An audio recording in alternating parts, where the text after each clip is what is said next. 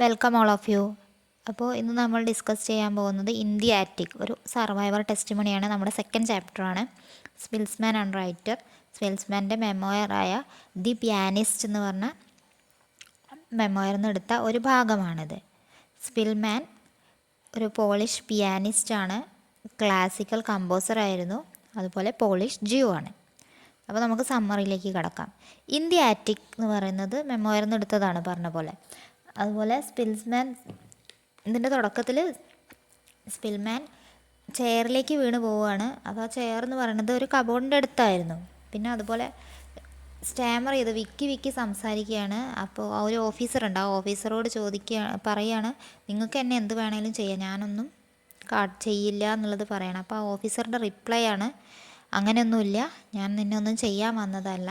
പിന്നെ പിയാനിസ്റ്റാണ് സ്പിൽമാൻ എന്ന് അറിഞ്ഞപ്പോൾ നമ്മുടെ ഓഫീസർ, ജർമ്മൻ ഓഫീസറാണ് കേട്ടോ, ജർമ്മൻ ഓഫീസർ സ്പിൽമാനെ വേറൊരു റൂമിലേക്ക് കൊണ്ടുപോയിട്ട് പിയാനോ കാണിച്ചു കൊടുത്തിട്ട് പ്ലേ ചെയ്യാൻ പറയാണ്. അപ്പോൾ നമ്മുടെ സ്പിൽമാൻ ചോപ്പിൻസ് നോക്ടർ എന്ന് പറഞ്ഞ ഒരു ട്യൂണാണ് പ്ലേ ചെയ്യണത്. സി ടൈപ്പിലാണ് പ്ലേ ചെയ്യണത്. അപ്പോൾ ഇത് ജൂയിഷ് ആണെന്ന് മനസ്സിലാക്കി കഴിഞ്ഞപ്പോൾ ഓഫീസർ പറയുകയാണ്, ആ ഒരു ലോഫ്റ്റിൽ ഹൈഡ് ചെയ്തോളൂ എന്ന് പറഞ്ഞിട്ട് ഹൈഡ് ചെയ്യാനുള്ള സ്ഥലം പോലും, ഒളിച്ചിരിക്കാനുള്ള സ്ഥലം പോലും കണ്ടെത്തി കൊടുക്കുകയാണ്. പിന്നെ ജർമ്മൻ ഓഫീസറിന് ജർമ്മൻ ആണ് ഞാൻ പറയാനുള്ളൊരു മടി ഉണ്ടായിരുന്നു, ഒരു നാണക്കേട് ഉണ്ടായിരുന്നു. കാരണം ജർമ്മൻസ് ജ്യൂസേനെയൊക്കെ മർഡർ ചെയ്യായിരുന്നല്ലോ, അപ്പോൾ ആ ഒരു നാണക്കേട് ഉണ്ടായിരുന്നു. പിന്നെ 3 ദിവസം കഴിഞ്ഞിട്ട് ആ ഒരു ഓഫീസർ തിരിച്ചു വന്ന് നമ്മുടെ സ്പിൽമാനിന് കുറച്ച് ഫുഡ് കൊടുത്തു. ഫുഡ് എന്ന് പറയുമ്പോൾ കുറച്ച് ബ്രെഡും ജാമും ആയിരുന്നു. അപ്പോൾ പിന്നെ അതുപോലെ സ്പിൽമാനോട് പറഞ്ഞു, ധൈര്യം കൈവിടരുത്, യുദ്ധമൊക്കെ പെട്ടെന്ന് അവസാനിക്കും എന്നൊക്കെ പറഞ്ഞ് അവിടുന്ന് സമാധാനിപ്പിച്ച് പോയി.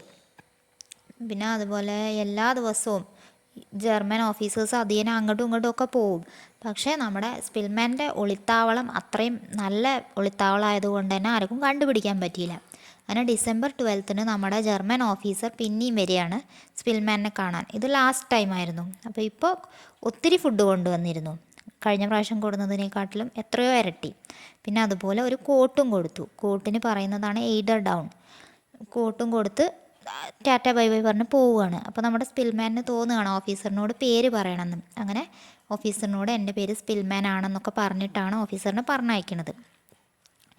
അത് കഴിഞ്ഞ് ഫ്രോസ്റ്റ് വന്നു. ഫ്രോസ്റ്റ് മീൻസ് മഞ്ഞ് കാലമാകുമ്പോൾ നല്ല മഞ്ഞ് വീണ് നല്ല തണുപ്പായിരിക്കും. ഫ്രോസ്റ്റ് വന്നത് ഡിസംബറിൻ്റെ ഒരു middle means 15th December 16th December ആ ഒരു ടൈമിലാണ്. അത് കഴിഞ്ഞ് ന്യൂ ഇയർ വന്ന് കൊല്ലമായിരുന്നു 1945 ന്യൂ ഇയർ ആയിരുന്നു. അപ്പോൾ ഈ ഒരു വാർ തുടങ്ങിയിട്ട് 6th ഇയർ ആയിരുന്നു. അപ്പോൾ ഈ ഒരു സെലിബ്രേഷൻസ് ന്യൂ ഇയർ ക്രിസ്മസ് എന്നൊക്കെ പറയുമ്പോൾ അവിടെയൊക്കെ വലിയ സെലിബ്രേഷൻസാണ്. അപ്പോൾ നമ്മുടെ സ്പിൽമാൻ ഈ വാർ തുടങ്ങുന്നതിൻ്റെ മുന്നേ ഉള്ള ന്യൂ ഇയർ ക്രിസ്മസ് എല്ലാം ഓർത്തെടുക്കുകയാണ്.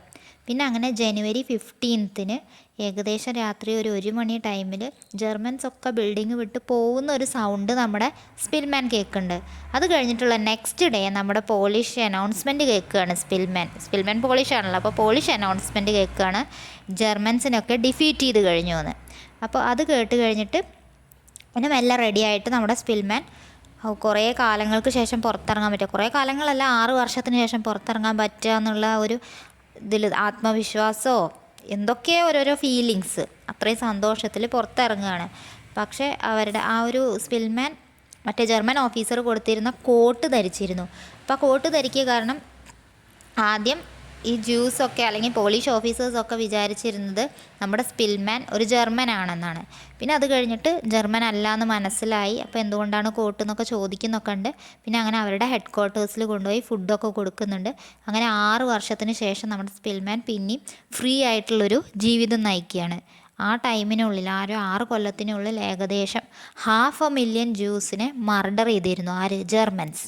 പിന്നെ ആ ഒരു ജർമ്മൻ ഓഫീസർ എന്ന് നമ്മൾ പറഞ്ഞിരുന്നു. ആ ഒരു ജർമ്മൻ ഓഫീസറിൻ്റെ പേരാണ് വിലിം ഹോൺസ്ഫെൽഡ്.